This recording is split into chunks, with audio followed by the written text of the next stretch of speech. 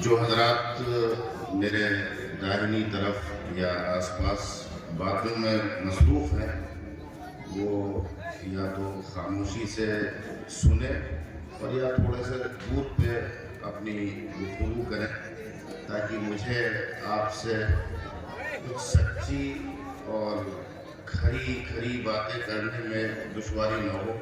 میں آپ کا بڑا احسان مند ہوں گا۔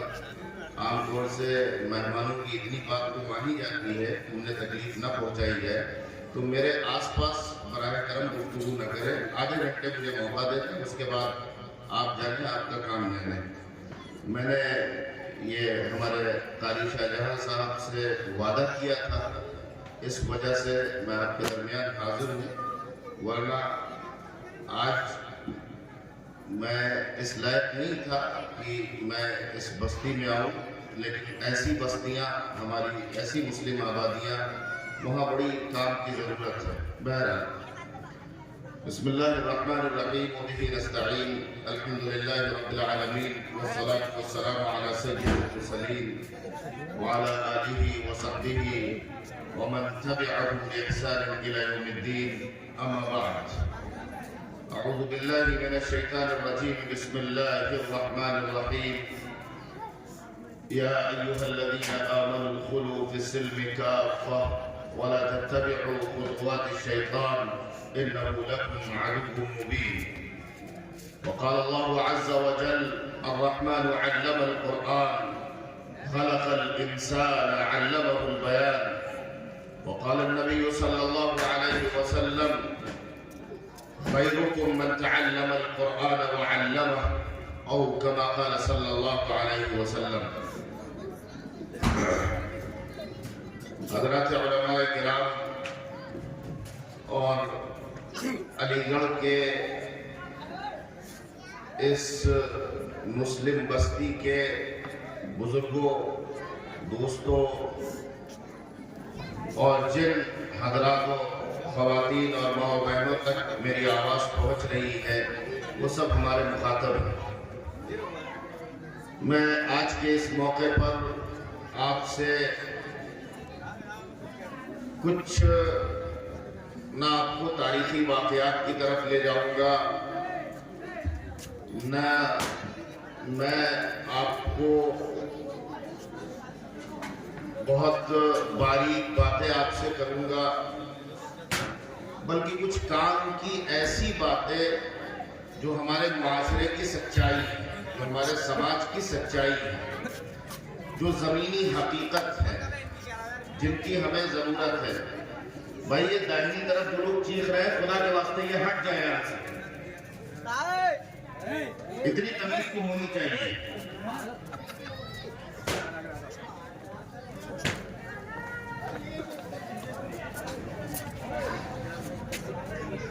میرے بزرگوں اور نوجوانوں، آج جو حالات ہیں اس امت کے، وہ آپ میں سے کسی سے چھپے ہوئے نہیں، نہ ملکی سطح پر اور نہ دنیا بھر میں۔ بڑے عجیب و غریب حالات ہیں۔ ہماری ذہنیت کچھ اس طرح کی بن گئی ہے کہ صبح ہوتی ہے، شام ہوتی ہے، زندگی تمام ہوتی ہے، ہماری آخری درجے کی یہ کوشش ہوتی ہے کہ کسی طرح سے آج کی روزی کا انتظام ہو جائے، کسی طرح سے آج کا کام چل جائے۔ ہم زیادہ سے زیادہ جو دین کو سمجھتے ہیں وہ یہ سمجھتے ہیں کہ جمعہ پڑھ لیا جائے، عید پڑھ لی جائے، عید میں سوئیاں کھا لی جائیں، بقرعید آ جائے تو پھر سال میں 2 رکعت نماز پڑھ لی جائے، قربانی کر لی جائے۔ اور قربانی بھی بہت کم لوگ ایسے ہوتے ہیں جو اخلاص کے ساتھ اللہ کے لیے کرتے ہیں، ورنہ اس میں یہ مقصد ضرور شامل کر لیتے ہیں کہ گوشت کھانے کا موقع ہے، بقرعید آ رہی ہے، اب گوشت کھایا جائے گا۔ تو زیادہ سے زیادہ ہم اس کو اسلام سمجھتے ہیں، اور کچھ لوگ ذرا دیندار ہوتے ہیں تو وہ 8ویں دن جمعے کی نماز کی بڑی پابندی کر لیتے ہیں. کچھ لوگ اور زیادہ دیندار ہوتے ہیں تو وہ شب برات میں حلوے کا اہتمام کر لیتے ہیں. پٹاخوں کو بھی دینداری سمجھ لیتے ہیں. میں کہتا ہوں چلو سمجھ لو، کچھ بھی سمجھ لو، کسی طرح سے اپنے آپ کو مسلمان تو سمجھو. جس طرح سے تمہارا دل چاہے اپنے آپ کو مسلمان تو سمجھو. اب صورتحال یہ ہو گئی ہے میرے بزرگوں کہ اپنے آپ کو مسلمان سمجھنا اور مسلمان باقی رکھنا مشکل ہو رہا ہے. ہم اپنے گھروں میں اپنی بستیوں میں رہتے ہیں، ہمیں اندازہ نہیں ہوتا ہے شرک کی ایسی فضا بنائی جا رہی ہے، شرک کا ایسا زہر بولا جا رہا ہے، شرک کے اتنے کام کیے جا رہے ہیں، شرک کو اتنا رواج دیا جا رہا ہے، بڑھاوا دیا جا رہا ہے، سرپرستی کی جا رہی ہے کہ اگر آج ہم اور آپ سنجیدہ نہ ہوئے تو ہماری گودوں میں پل رہے ہمارے بچوں کا کل بڑا خطرناک آنے والا ہے. انہیں مسلمان باقی رکھنا مشکل ہو جائے گا. وہ اپنے آپ کو مسلمان کہتے ہوئے شرمائیں گے. بہت خطرناک حالات تیار کیے جا رہے ہیں، خاص طور سے شرک کے حوالے سے. آج آپ دیکھیے ہمارے دلوں سے شرک ہم جانتے. اس مجمع میں اگر میں پوچھوں کہ شرک کس کو کہتے ہیں تو شاید کوئی ایک اللہ کا بندہ، کوئی ایک مسلمان ایسا ہو جو یہ بتا سکے کہ شرک کس کو کہتے ہیں. اور اب تو صورتحال یہ ہے کہ شرک کی جو نحوست ہے، شرک کی جو لعنت ہے، وہ ہمارے دلوں سے نکل گئی ہے. ہمارے یہاں بتوں کی اور مورتیوں کی اور شرک کے مختلف مراسم کی اور شرک کے مختلف مظاہر کی، شرک کے مختلف رواجوں کی، شرک کے مختلف خرافات کی ہمارے یہاں کوئی ایسی اہمیت ہی نہیں رہ گئی ہے کہ ہم اس سے بچنے کی کوشش کریں، اس سے اپنے بچوں کو بچانے کی کوشش کریں. حالانکہ قرآن مجید نے یہ تاکید فرمائی تھی وَلَا تَمُوتُنَّ إِلَّا وَأَنْتُمْ مُسْلِمُونَ. دیکھو ہر حال میں تمہاری آخری درجے کی کوشش یہ ہونی چاہیے کہ جب تمہاری موت آئے تو اس حال میں آئے کہ تم مسلمان ہو. اب سوال یہ ہے کہ ہم اپنے آپ کو مسلمان کیسے سمجھیں، کیا کریں کہ ہم اپنے آپ کو مسلمان سمجھیں. تو قرآن مجید ہی بتاتا ہے یا ایھا الذین آمنوا ادخلوا فی السلم کافہ، اے لوگوں پورے اسلام میں داخل ہو جاؤ. جو لوگ ٹوپی لگا لینے کو مسلمان ہونا سمجھتے ہیں انہیں سمجھنا چاہیے کہ پورے جسم کو مسلمان بنانا ہے، دماغ کو مسلمان بنانا ہے، فکر کو مسلمان بنانا ہے، شعور کو مسلمان بنانا ہے. یاد رکھیے لوگ نعرے لگاتے ہیں، چیختے ہیں، چلاتے ہیں اسلام خطرے میں آ گیا، نبوت خطرے میں آ گئی، قرآن خطرے میں آ گیا. جب سے حضور اکرم صلی اللہ علیہ وسلم کی بعثت ہوئی ہے اس وقت سے لے کر کے آج تک، اور آج جس لمحے میں آپ سے یہ بات کہہ رہا ہوں اس لمحے سے لے کر کے قیامت تک روئے زمین پر کوئی ایسا ہٹلر، کوئی ایسا مائی کلال پیدا ہی نہیں ہوا ہے جو قرآن کے ایک نقطے پر حرف رکھے. اِنَّا نَحْنُ نَزَّلْنَا الذِّكْرَ وَإِنَّا لَهُ لَحَافِظُونَ. مسجدیں باقی رہیں گی، اللہ کو سجدہ کرنے والے باقی رہیں گے، اللہ اکبر کی تکبیر کہنے والے باقی رہیں گے، اللہ کی بڑائی بیان کرنے والے باقی رہیں گے، قرآن کو پڑھنے والے باقی رہیں گے، قرآن کو سمجھنے والے باقی رہیں گے، قرآن کی حفاظت کرنے والے باقی رہیں گے، قرآن کو پڑھانے والے باقی رہیں گے، قرآن کی تشریح کرنے والے باقی رہیں گے، قرآن سے مسائل نکالنے والے باقی رہیں گے، قرآن پر عمل کرنے والے باقی رہیں گے. خیریت میاں اپنی مناؤ کہ تم باقی رہو گے کہ نہیں رہو گے. ہمارا اور تمہارا شمار کس میں ہوگا؟ مومنین کی جماعت میں ہوگا یا منافقین کی جماعت میں ہوگا؟ اہل ایمان کی جماعت میں ہوگا یا اہل کفر کی جماعت میں ہوگا؟ مسئلہ ہمارا اور تمہارا ہے، مسئلہ اسلام کا نہیں ہے، مسئلہ محمد رسول اللہ کا نہیں ہے، مسئلہ قرآن کا نہیں ہے، مسئلہ ہمارا اور تمہارا. جب مسئلہ ہمارا اور تمہارا ہے تو پھر ہمیں اور تم کو کیا کرنا ہے؟ ہمیں اور آپ کو کرنا یہ ہے کہ اسلام میں پورے داخل ہو جاؤ. 8 دن کے مسلمان مت بنو، سال بھر کے مسلمان مت بنو، شب برات کے مسلمان مت بنو. پھر کیسے مسلمان بنو؟ پھر ایسے مسلمان بنو کہ تم جس راہ سے گزرو لوگ کہیں کہ مسلمان جا رہا ہے. حضور اکرم صلی اللہ علیہ وسلم نے سچ بولنے کی اتنی فضیلت بیان کی ہے کہ اگر احادیث میں جو ابواب آئے ہیں ان ابواب کی صرف روایتیں پڑھ کر کے یہ علماء آپ کو سنائیں تو 2-4 راتیں آپ کی کم پڑ جائیں گی، وہ حدیثیں ختم نہیں ہوں گی. فرمایا گیا مسلمان ہے تو سچ بولتا ہے، مسلمان ہے تو سچا ہوگا، مسلمان مزدور ہے تو امانتداری کے ساتھ مزدوری کرے گا، مسلمان تاجر ہے تو سچ بچا کر کے تجارت کرے گا، سچ بول کر کے بیچے گا، حلال کمائے گا، حلال کھائے گا. اب سوال یہ ہے کہ آپ میں سے سچ بولنے والے لوگوں سے اگر میں کہوں کہ ہاتھ اٹھائے تو بہت سے لوگوں کو جھوٹ پہ ہاتھ اٹھانا پڑے گا اس وقت. تو جب ہم سچ نہیں بولتے، میں آپ سے بہت قصے کہانی اور بڑی باریک اور پیچیدہ باتیں نہیں کروں گا، معاشرے کی سچائیاں. سچ بولنے والے لوگ مجمع میں کتنے ہیں؟ آپ سوچئے کہ ما یلفظ من قول الا لدیہ رقیب عتید. ہماری زبان سے ایک لفظ بھی نکلتا ہے، یہاں فرشتہ بیٹھا ہوا ہے وہ فوراً لکھ دیتا ہے. پہلے لوگوں کو بڑا شک ہوتا تھا کہ اللہ میاں حساب و کتاب کی باتیں کرتے ہیں اور کہتے ہیں کہ صاحب دائیں ہاتھ میں نامہ اعمال دیا جائے گا تو کامیاب ہو جائے گا اور بائیں ہاتھ میں دیا جائے گا تو ناکام ہو جائے گا، اور ہر آدمی اپنے نامہ اعمال میں اپنا ہر چھوٹا بڑا عمل لا یغادر صغیرۃ ولا کبیرہ، کوئی چھوٹے سے چھوٹا عمل آپ نے 7 پردوں کی تنہائی میں کیا ہوگا وہ بھی اس میں درج ہوگا. تو لوگ سائنٹیفکلی اس اپروچ کا انکار کرتے تھے، کہتے تھے کہ صاحب یہ کیسے پاسبل ہوگا.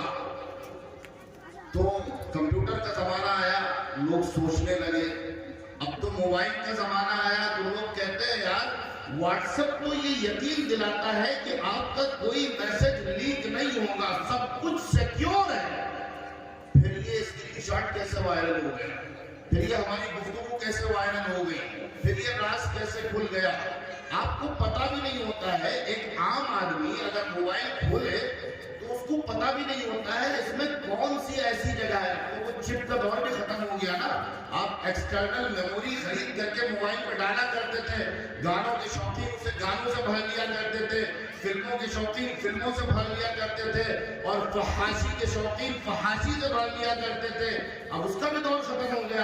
اب ایک عام آدمی اگر ایک موبائل کھولے تو اس کے لیے یہ پتا لگانا ممکن ہے کہ اس میں انٹرنل اسٹوریج ہے کہاں، جس میں ہزاروں کتابیں بھری ہوئی ہیں، ہزاروں نغمے بھرے ہوئے ہیں، ہزاروں تقریریں ریکارڈ ہے کہاں. تو اللہ نے جو ریکارڈنگ کا سسٹم قائم کر رکھا ہے وہ بہت ہی زبردست ہے. منہ سے ادھر بات نکلی، ما یلفظ من قول الا لدیہ رقیب عتید، زبان سے لفظ نکلا اور نوٹ ہو گیا. اس کے باوجود بھی ہمارا حال یہ ہے کہ ہماری ہر دوسری بات جھوٹی ہوتی ہے. اب جب مسلمان اپنے آپ کو جھوٹا بنا لے گا تو مسلمان کیسے ہوگا؟ بسا اوقات ہم جھوٹ صرف اس لیے بولتے ہیں کہ سامنے والا ہماری شیخی سے ہم کو بہت بڑا آدمی سمجھ لے، لیکن ہم جھوٹ بولتے ہیں. تو میرے بزرگوں، ہاتھ اٹھا کر کے آج اس بات کا وعدہ کرو کہ کوئی باپ اپنے بیٹے سے جھوٹ نہیں بولے گا اور کوئی بیٹا اپنے باپ سے جھوٹ نہیں بولے گا.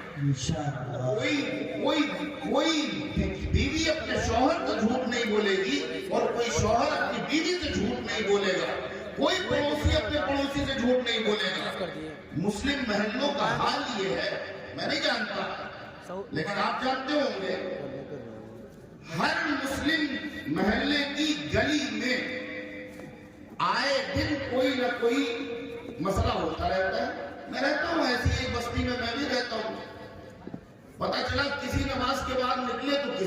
لگی ہوئی ہے، کسی نماز کے بعد نکلے تو آپس میں گتھم گتھا ہے۔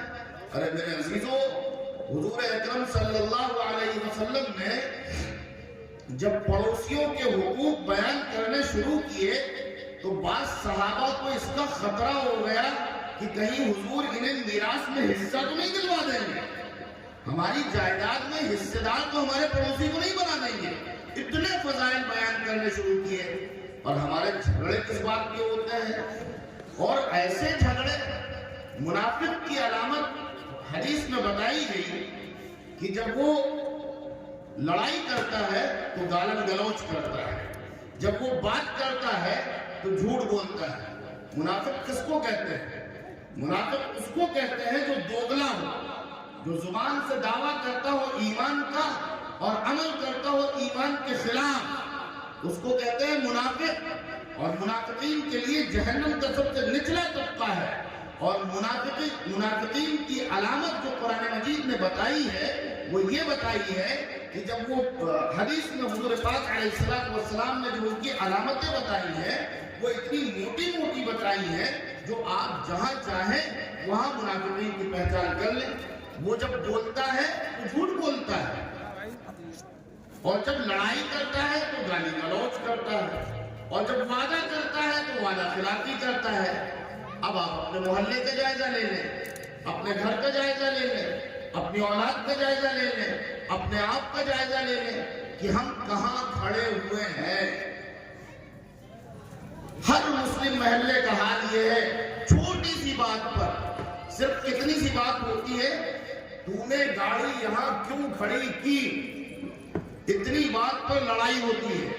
پھر ایک دوسرے کی ماں بہن کو وہ گالیاں بکی جاتی ہیں کہ کتے بھی وہ گالیاں بکنا پسند نہ کریں اور سور بھی شرما جائیں، لیکن خواتین بھی نکل آتی ہیں، بچے بھی نکل آتے ہیں، مرد بھی نکل آتے ہیں، اور پھر پتہ چلا بات بڑھتے بڑھتے کہاں تک پہنچتی ہے؟ تھانے تک پہنچتی ہے۔ تھانے میں کیا ہوتا ہے؟ یا تو یہ ہوتا ہے کہ دونوں سے 5-5 ہزار روپے لے کر کے اور گھر بھیج دیا جاتا ہے، ساری جوانی نکل جاتی ہے، سارا پسینہ ٹھنڈا ہو جاتا ہے، اور پھر شام کو سمجھ میں آتا ہے ایک ہفتے مزدوری کر کے تو کسی طرح سے 5 ہزار اکٹھا کیے تھے، منٹوں سیکنڈوں میں نکل گئے، ہائے مالک یہ کیا ہوا؟ اللہ کے رسول صلی اللہ علیہ وسلم کی سیرت پڑھ لیتے، سن لیتے، صحابہ کرام کی خصوصیت جان لیتے۔ وَيُؤْثِرُونَ عَلَىٰ أَنفُسِهِمْ وَلَوْ كَانَ بِهِمْ خَصَاصَةٌ، جن کا نام لے کر کے نعرے لگا کر کے جان دینے کے لیے تیار ہو جاتے ہو، ان کا حال یہ ہوتا تھا کہ خود گھٹتے تھے، دوسروں کو بڑھا دیتے تھے، خود پریشان ہوتے تھے، دوسروں کو خوشحال کر دیتے تھے، خود بھوکے رہتے تھے، دوسروں کو کھلا دیتے تھے، خود پیاسے رہتے تھے، دوسروں کو پلا دیتے تھے، خود زخم کھا لیتے تھے اور دوسروں کو زخموں سے بچا لیا کرتے تھے۔ یہ ان کا حال تھا، اور آج ہمارا حال کیا ہو گیا؟ اس کے آگے تھانے میں یہ ہوتا ہے کہ اگر 2 مسلمان لڑکے آ جائیں تو کوشش ہوتی ہے ایڈمنسٹریشن کی مقدمہ کھینچو اور لمبا کھینچو، مرے دونوں، جائیں پسینہ بہائیں، کمائیں اور عدالت کی نظم کریں۔ اور خوب ہوتا ہوگا آپ کے محلے میں بھی، آپ بھی جانتے ہو، تو میرے بزرگوں عہد کرو، عہد کرو، اس بات کا عہد کرو، اور عہد ایسے مت کرنا کہ ابھی عہد کیا اور ابھی توڑ دیا، کیونکہ وعدہ کرنا اور توڑنا، وعدہ کرنا اور توڑنا یہ منافق کی نشانی ہے۔ اور حضور پاک علیہ السلام نے تو ایک حدیث میں یہاں تک فرما دیا ہے، لا ایمان لمن لا عہد لہ، جو عہد و پیمان کا خیال نہ رکھے، اس کو وفا نہ کرے، اس کو پورا نہ کرے، اس کا لحاظ نہ کرے، اس کے ایمان کی کوئی گارنٹی ہی نہیں، اس کے ایمان کا کوئی اعتبار ہی نہیں۔ تو آپ یہ طے کرو، یہ وعدہ کرو کہ ہم پڑوسیوں کے ساتھ اچھے تعلقات بنائیں گے، ہم مل جل کر کے رہیں گے، ہم اپنے آپ کو مسلمان ثابت کر کے رہیں گے۔ یہ جو نیریٹو بنایا گیا ہے، یہ جو بیانیہ بنایا گیا ہے کہ مسلم بستیاں گندی ہوتی ہیں، کیوں گندی ہوتی ہیں؟ میونسپلٹی کی ذمہ داری نہیں ہے۔ حضور پاک علیہ السلام نے طہارت کو نصف ایمان بتایا ہے، پاکیزگی کو نصف ایمان بتایا ہے۔ صفائی ستھرائی کو ایمان کا ایک حصہ بتایا ہے۔ آپ کے گھر کے سامنے کوڑا پڑا رہتا ہے، بلکہ آپ خود گھر سے، گھر کی عورت گھر میں جھاڑو لگاتی ہے، کوڑا لیتی ہے، دروازے سے ہاتھ نکالتی ہے، نالی میں بھر دیتی ہے۔ یہ مسلمان کا کام نہیں ہو سکتا ہے۔ میرے بزرگوں، تم اپنے کو جانتے نہیں ہو۔ اس ملک میں صفائی کا نظام کیا ہونا چاہیے، ستھرائی کا نظام کیا ہونا چاہیے، تہذیب کسے کہتے ہیں، تمدن کسے کہتے ہیں، کھانا کیسے کھایا جاتا ہے، مہمان کو کیسے بیٹھایا جاتا ہے، مسافر سے کیسے تعلقات نبھائے جاتے ہیں، اس کی کیسے آؤ بھگت کی جاتی ہے، لوگوں کے آپس میں تعلقات کیسے ہوتے ہیں، کسی مجلس میں کیسے بیٹھا جاتا ہے، بڑوں کے چھوٹوں سے کیا تعلقات ہوتے ہیں، چھوٹوں کے بڑوں سے کیا تعلقات ہوتے ہیں، سڑکیں کیسے بنائی جاتی ہیں، گیسٹ ہاؤس کیسے بنائے جاتے ہیں، ڈاک کا نظام کیسے قائم کیا جاتا ہے، حفاظتی دستے کیسے کام کرتے ہیں، یہ سب تمہارے آباء و اجداد نے اس ملک کو سکھایا تھا۔ رنگ رنگ کے پھول تمہارے آباء و اجداد نے دیے تھے، کھیتی کرنا انہوں نے سکھایا تھا، ریشم کی فیکٹریاں انہوں نے لگائی تھی۔ تم نے اپنے آپ کو یہ کیسے بنا لیا کہ تمہاری گلیاں گندی، تمہارے محلے گندے، تمہارے دروازے گندے، تمہارے بچے نالی میں ہاتھ ڈالتے ہوئے، تمہارے بچوں کے منہ سے گالیاں نکلتی ہوئی، تمہارے جوانوں کے منہ سے جھوٹ نکلتا ہوا، تمہارے جوان رات کے 1-1 بجے تک گلیوں میں منڈلاتے ہوئے، ہاتھوں میں موبائل لے کر کے فحاشی کرتے ہوئے، دوسروں کی بہن بیٹیوں سے چیٹنگ کرتے ہوئے، مکاری کرتے ہوئے، اپنا وقت برباد کرتے ہوئے، اسنیچنگ کرتے ہوئے، نشہ کرتے ہوئے، یہ کرتے ہوئے مسلمان بستیوں کے نوجوان کیسے ہو گئے؟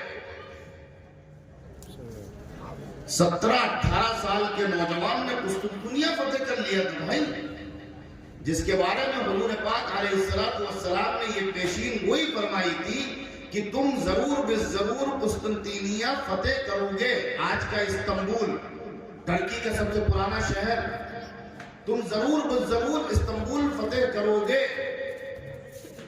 اور فرمایا تھا کہ جو اس کو فتح کرے گا اس کا امیر بڑا مبارک، بڑا بابرکت، بڑا باسعادت امیر ہوگا، اور جو لشکر ہوگا وہ لشکر بڑا بابرکت اور بڑا مبارک اور بڑا سعادت مند ہوگا۔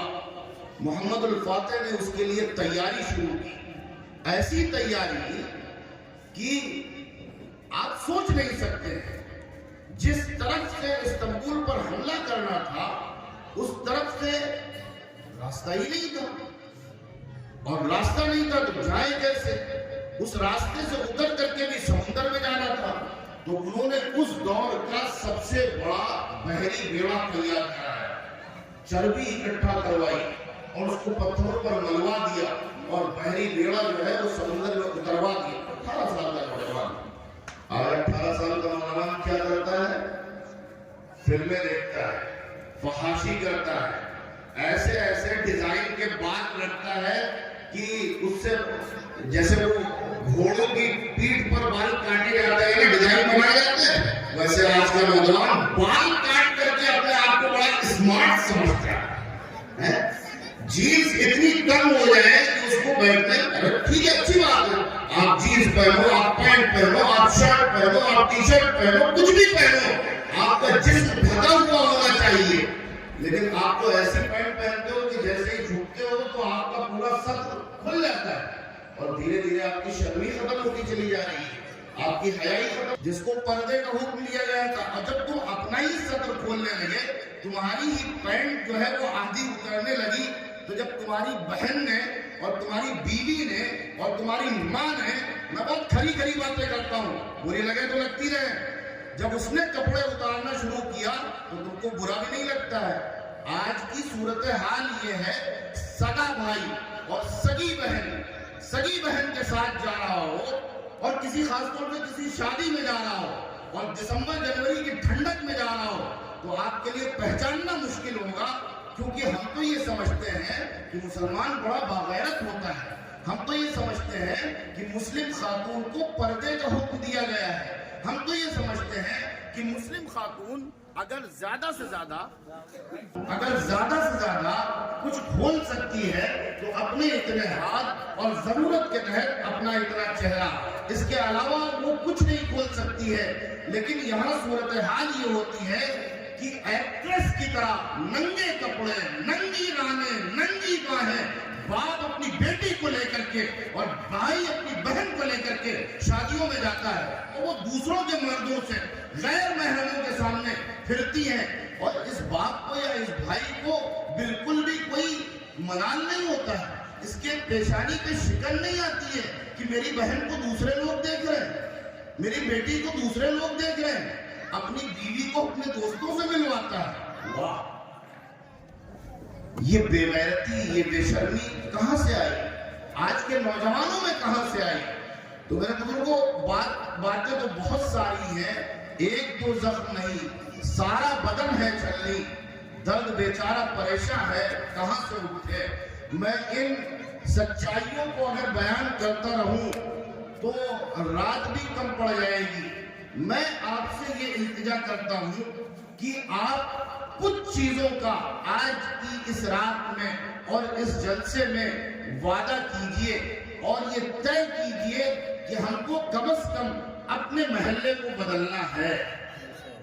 ان اللہ لا یغیر ما بقوم حتی یغیروا ما بانفسہم۔ آپ یہ سمجھیں کہ مہدی آئیں گے، وہ حالات کا مقابلہ کریں گے، یہ آپ کی بھول ہے۔ اگر یہی حال رہا، یہی صورتحال رہی، یہی رفتار رہی، ہماری یہی عیاشیاں رہی، ہماری یہی بے دینی رہی، تو ہو سکتا ہے جب مہدی آئیں تو ہم ان کے لشکر میں شامل ہی نہ ہوں۔ اس لیے حالات کو خود بدلنا ہے، اور جب آپ حالات بدلنے کی طرف پیش قدمی کریں گے، خود آگے بڑھیں گے، تو اللہ کی طرف سے توفیق شامل ہوگی۔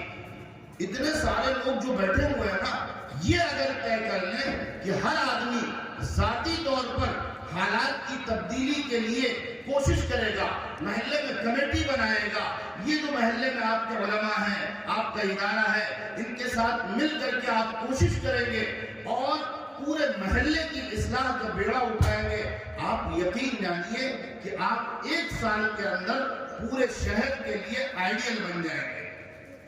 بس آپ یہ طے کر لیجئے کہ ہمیں سچ بولنا ہے، اور یہ طے کر لیجئے کہ ہمیں خیانت نہیں کرنا ہے۔ مزدور یہ طے کر لے کہ اگر 8 گھنٹے کی مزدوری ہے تو اس میں ہمیں ڈنڈی نہیں مارنا ہے۔ یہ نہیں دیکھنا ہے کہ مالک دیکھ رہا ہے تو ہم نے 4 پھاوڑے مارے، اور مالک نہیں دیکھ رہا ہے تو ہم بیٹھ کر کے سٹا لگاتے رہے۔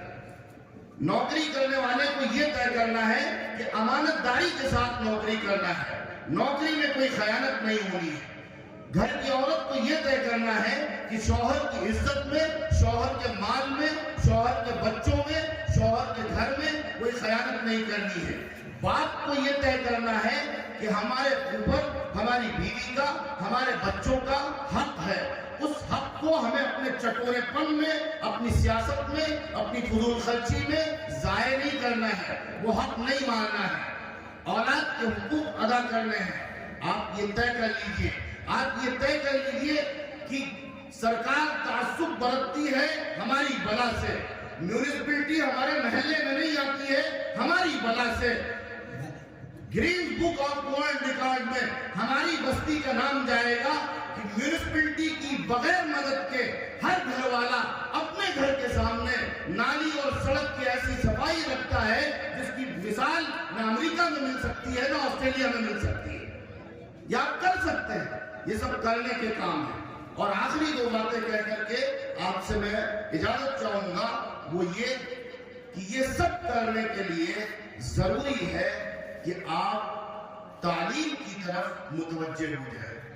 اپنے بچوں کے لیے آپ یہ طے کر لیں کہ ہمارے بچے ننگے رہیں گے، عید میں کپڑے بنے یا نہ بنے، عید میں کپڑے بنے یا نہ بنے، عید میں شیرینی بنے یا نہ بنے، لیکن ہم بچوں کو پڑھائیں گے۔ بچوں کا پیٹ کاٹیے، اپنا پیٹ کاٹیے، اپنے شوق چھوڑ دیجئے، اپنی خواہشات چھوڑ دیجئے، اپنی رسمیں چھوڑ دیجئے۔ یہ جو شادیوں میں آپ سودی قرضے لے کر کے اپنے آپ کو برباد کرتے ہیں، سودی قرضے لیتے ہیں اور جھوٹی شان دکھاتے ہیں میں نے 500 لوگوں کو کھانا کھلایا ہے، اور وہ 500 لوگ کھانا کھا کر کے جا رہے ہوتے ہیں، ان میں سے کچھ کہتے ہیں سالن عجیب بناتا ہے، کچھ کہہ رہے ہوتے ہیں جب اس بیوقوف کے پاس پیسے نہیں تھے تو قرضہ لے کر کے کیا ضرورت تھی ایسا کھانا کھلانے کی، اور آپ سوچ رہے ہوتے ہیں میں نے تو 500 لوگوں کی جہنم بھر دی، اور وہ 500 آپ کی برائی کر کے جا رہے ہوتے ہیں۔ تو شادیوں میں فضول خرچی مت کیجیے، مگر اپنی اولاد کو پڑھائیے۔ ابھی ہمارے قاری صاحب فرما رہے تھے انجینئر بنا لیتے ہیں لوگ، ڈاکٹر بنا لیتے ہیں لوگ، ارے اللہ کے بندوں میں کہتا ہوں تم یہی بنا لو، کچھ تو بناؤ۔ ہماری صورتحال یہ ہے کہ ہندوستان کی مسلم آبادی میں سب سے کم پڑھی لکھی اگر کوئی قوم ہے تو یہ مسلم قوم ہے۔ تمہارے یہاں اسنیچر ہیں، تمہارے یہاں چور ہیں، تمہارے یہاں اچکے ہیں، تمہارے یہاں بے روزگار ہیں، تمہارے یہاں آوارہ ہیں، تمہارے یہاں ناکارہ ہیں۔ تم کچھ تو بناؤ، اللہ کے بندو کچھ تو بناؤ، کچھ بناؤ، کسی طرح پڑھاؤ، کسی لائق بناؤ، لیکن یہ ریشیو تو کم کرو، یا اعداد و شمار تو کم کرو۔ وہ کانگریس جو 70 سالوں تک ذلیل کرتی رہی مسلمانوں کو، اس کانگریس نے 2010 میں سچر کمیٹی کے ذریعے یہ رپورٹ دی کہ مسلم قوم جو ہے یہ شودروں سے اور دلتوں سے بھی بیکورڈ ہو گئی ہے، ان سے بھی زیادہ پچھڑی ہو گئی ہے۔ آپ کو اس کا شکوہ ہے کہ لوگ قرآن نہیں پڑھتے ہیں، مجھے یہ شکوہ تو ہے ہی، اس کے علاوہ یہ شکوہ ہے کہ لوگ کچھ نہیں پڑھتے ہیں۔ کچھ تو پڑھ لو اللہ کے بندو، الف با تا سا پڑھ لو یا ABCD پڑھ لو۔ جب تم پڑھنے لگو گے تو ایک دن وہ ضرور آئے گا کہ قرآن کریم تمہارا گریبان پکڑ لے گا، زبردستی تم سے اپنے کو پڑھوا لے گا انشاءاللہ العزیز۔ ویسے تو یہ طے ہونا چاہیے پوری مسلم آبادی میں، ہر گھر میں، کہ جب تک کوئی بچہ قرآن نہ پڑھ لے تب تک اس کے لیے کچھ اور پڑھنا حرام۔ پہلے قرآن اور پھر جو چاہو وہ پڑھو۔ اقرأ بسم ربک الذی خلق، پڑھو اس کے نام سے جس نے تمہیں پیدا کیا ہے، جس نے تم کو پیدا کیا ہے، اس نے ساری کائنات کو پیدا کیا ہے، ساری مخلوق کو پیدا کیا ہے۔ تو اللہ کے نام سے پڑھو، پہلے اللہ کا کلام پڑھو اور اس کے بعد اللہ کی اس مخلوق کو پڑھو، میکینیکل انجینئر بن جاؤ۔ اللہ کی اس مخلوق کو پڑھو، الیکٹریکل انجینئر بن جاؤ۔ اللہ کی اس مخلوق کو پڑھو، سول انجینئر بن جاؤ۔ دماغ کو پڑھو، ڈاکٹر بن جاؤ۔ دل کو پڑھو، دل کے اسپیشلسٹ بن جاؤ۔ لیکن شروعات اللہ کے نام سے ہوگی۔ اقرأ بسم ربک الذی خلق، پہلی وحی یہ نازل ہوئی، پڑھو اس کے نام سے جس نے تمہیں پیدا کیا۔ تو پہلے اللہ کا کلام، اللہ کا قرآن، اور جب آپ یہ قرآن پڑھ لیں گے نا تو یہ آپ کو کانفیڈنس دے گا، یہ آپ کو جینے کا سلیقہ سکھائے گا، یہ آپ کو اعتماد دے گا، یہ آپ کو یقین دے گا، یہ آپ کا سر اٹھا دے گا، یہ آپ کو دوسروں سے آنکھ ملانا سکھائے گا، یہ آپ کو غیروں کے سامنے جھکنا نہیں، غیروں کے سامنے سینہ تاننا سکھائے گا۔ یہ اس قرآن کی تاثیر ہے، میں اس کا تجربہ کرتا ہوں، میں اس کا مشاہدہ کرتا ہوں، اور ایک نہیں 100 بار کرتا ہوں۔ تو آپ اس قرآن کو پڑھیے، اس قرآن کو سمجھیے، اور دوسرا کام یہ کیجئے کہ پورے محلے میں یہ مہم چلائیے کہ کوئی نوجوان بے روزگار نہ رہ جائے۔ کوئی یہ باتیں عام طور سے لوگ اس طرح کے جلسوں میں نہیں کرتے ہیں۔ بے روزگاری، خالی ذہن شیطان کا گھر ہوتا ہے۔ جب نوجوان خالی ہوتا ہے تو وہ کسی کی جیب کاٹتا ہے، کسی کی پرس مارتا ہے۔ جب وہ خالی ہوتا ہے تو وہ موبائل میں فحش چیزیں دیکھتا ہے، فلمیں دیکھتا ہے۔ جب وہ خالی ہوتا ہے تو وہ تاک جھانک کرتا ہے۔ جب وہ خالی ہوتا ہے تو جوئے اور سٹے میں پڑتا ہے۔ جب وہ خالی ہوتا ہے تو شراب خانے آباد کرتا ہے۔ مسلم بستیوں میں شراب خانے اور شراب کے ٹھیکے، اور وہ بھی آباد مسلمانوں سے۔ میری آنکھیں جب رمضان میں مسلمانوں کو شراب کے ٹھیکوں پر دیکھتی ہے تو پتھرا جاتی ہے۔ جب عید کے دن سفید کرتا پیجامہ پہن کر کے نوجوانوں کو شراب کے ٹھیکوں پر دیکھتا ہوں تو خدا کی قسم دل روتا ہے. یہ محمد بن قاسم کے سپوت ہے, یہ محمد الفاتح کے سپوت ہے, یہ 18 سال 20 سال کے نوجوان ہیں. آج کل ایک اور ٹرینڈ نکلا ہوا ہے, عجیب عجیب لال پیلے نیلے ہر ایک قسم کا زہر آ رہا ہے, اور ہمارے وہ بچے جو ابھی ٹھیک سے بالغ بھی نہیں ہوئے ہوں گے, مونچھوں کے روئے بھی نہیں نکلے ہیں, وہ ذرا ہاتھ میں ایک چین باندھتے ہیں, ایک رومال باندھتے ہیں اور سمجھتے ہیں کہ جارج ڈبلیو بش نے اس محلے کی پوری ریاست ان کے حوالے کر دی ہے. مودی کے پی اے وہی ہو گئے ہیں, یوگی نے ان کو بہت پروٹیکشن دے دیا ہے, اور اس کے بعد اینٹ کے چلتے ہیں, اس پہ گھوڑے کٹ بال ہوتے ہیں. سمجھے صاحب, لائن کی پٹریوں پر بیٹھ کر کے اور گلیوں میں بیٹھ کر کے وہ عجیب نیلی پیلی ڈرنکس جو سلو پوائزن ہے اس کو انرجی ڈرنک کا نام دے کر کے پیتے ہیں, اور بوتل بڑے اسٹائل سے ہاتھ میں ہوتی ہے. مجھے معلوم ہے, میں ان نوجوانوں کی بات کر رہا ہوں جن کے باپ دن بھر پسینہ بہاتے ہیں تو بڑی مشکل سے 300-400 روپے دہاڑی لے کر کے آتے ہیں. ان کا لڑکا کیا کر رہا ہوتا ہے, وہ چوراہوں پر کھڑا, گلیوں پر کھڑا انرجی ڈرنک کے نام پر سلو پوائزن پی رہا ہوتا ہے, اور ساتھ میں سفید کاغذ کی جو ایک چھوٹی سی ہوتی ہے نا, جانتے ہیں آپ, نوجوان بہت جلدی بتائیں گے, بڑی اسٹائل سے ایسا لگتا ہے کہ ایسا کروڑپتی آدمی ہے, علی گڑھ کا اصلی رئیس یہی ہے, اس اسٹائل میں دھواں نکالتا ہے. ایک تو حرام کام, ناجائز کام, بے بنیاد کام, نہ کرنے کا کام, اور اوپر سے جو نقشے بازی ہوتی ہے, اللہ کی پناہ.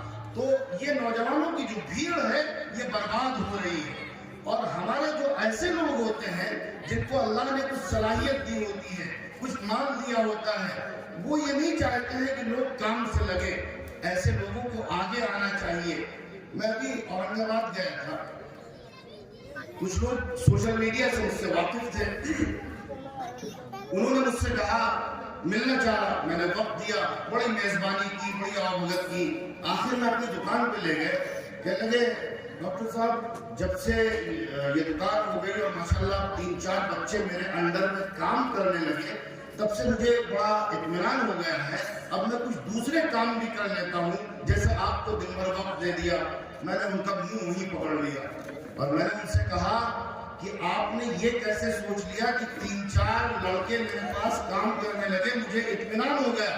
اس کا مطلب کہ اگلے 3-4 سال میں آپ کی جو روش ہے وہ روش آپ کو, آپ کا رویہ ان 3-4 لڑکوں کو بھی آپ سے بھگا دے گا. آپ پھر زمین پر آ جاؤ گے.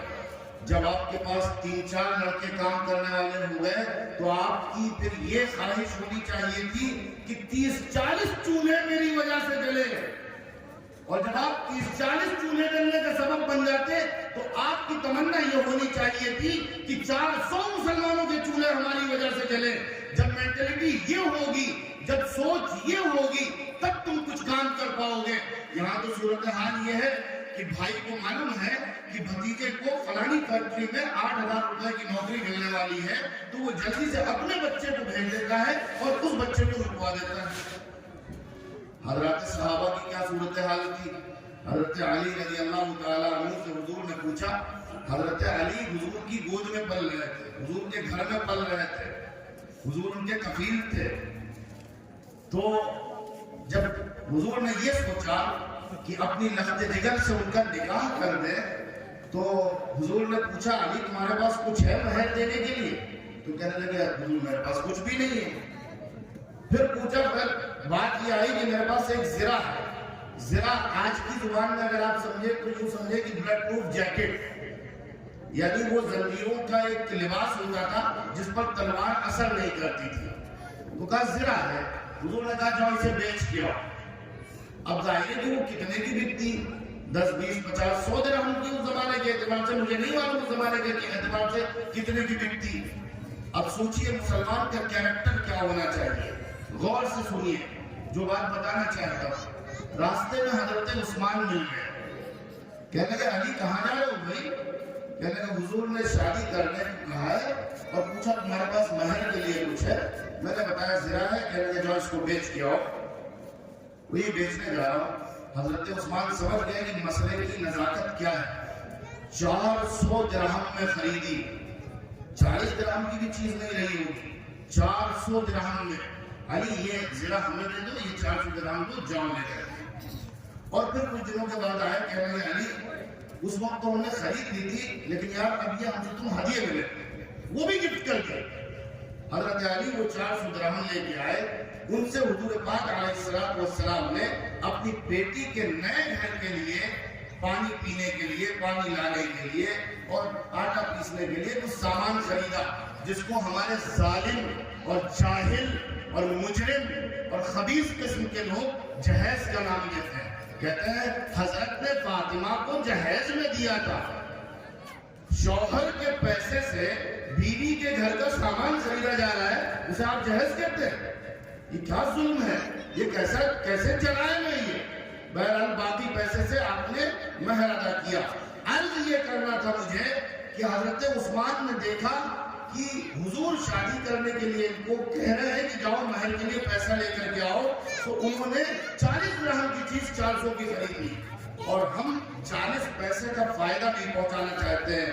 میرے عزیزو، قرآن نے اصول دیا ہے، تعاونوا علی البر والتقوی ولا تعاونوا علی الاثم والعدوان۔ دیکھو خیر کے جو کام ہوں، بھلائی کے جو کام ہوں، اچھے جو کام ہوں، نیکی کے جو کام ہوں، تقوی کے جو کام ہوں، رب کو راضی کرنے والے جو کام ہوں، رسول کو راضی کرنے والے جو کام ہوں، ان سب کاموں میں مل جل کر کے کرو، ہاتھ بٹاؤ۔ اور جو گناہ کے کام ہو، بغاوت کے کام ہو، اسلام کے ماتھے پر کلنک بننے والے کام ہو، اسلام کو بدنام کرنے والے کام ہو، رسول کو ناراض کرنے والے کام ہو، رسول کا سینہ چھلنی کرنے والے کام ہو، ان کاموں سے پرہیز کرو، ان سے بچو، ان میں بالکل بھی کسی کا ساتھ نہ دو۔ میں سمجھتا ہوں کہ اس بستی کے مزاج کے اعتبار سے جو مجمع ہمارے پاس موجود ہے، اس مجمع کے مزاج کے اعتبار سے اور جو ہماری ضرورت ہے تعلیم اور معیشت، اگر تعلیم میں آپ مضبوط ہو جاؤ اور اپنے آپ کو باروزگار بنا لو، ملک کی معیشت میں قبضہ کر لو، خدا کی قسم بڑے سے بڑا دشمن تمہارے تلوے چاٹے گا۔ یہ میرا دعویٰ ہے، یہ میرا وعدہ ہے، اور میرا نہیں، قرآن مجید کا وعدہ ہے۔ نبی پاک علیہ السلام کی بشارت ہے، اور نبی پاک علیہ السلام نے اسی تعلیم کے ذریعے سے وہ انقلاب برپا کیا جو انقلاب آج آپ کو جس حالت میں بھی نظر آئے پوری دنیا میں نظر آتا ہے۔ اس طرح نظر آتا ہے کہ دنیا میں کوئی سیکنڈ اور کوئی لمحہ ایسا نہیں ہوتا ہے جس لمحے فضا اللہ اکبر کی تکبیر سے گونج نہ رہی ہو۔ اس وقت کہیں فجر کی اذان ہو رہی ہوگی، کہیں ظہر کی اذان ہو رہی ہوگی، کہیں عشاء کی اذان ہو رہی ہوگی۔ اذانوں کا سلسلہ 24 گھنٹے کے ہر لمحے جاری ہوتا رہتا ہے، اور انقلاب نبوی کی کامیابی کا کامیاب اور کامران اعلان کرتا رہتا ہے۔ اللہ تبارک و تعالی ہمیں اور آپ کو عمل کی توفیق عطا فرمائے۔ وآخر دعوانا الحمدللہ رب العالمین۔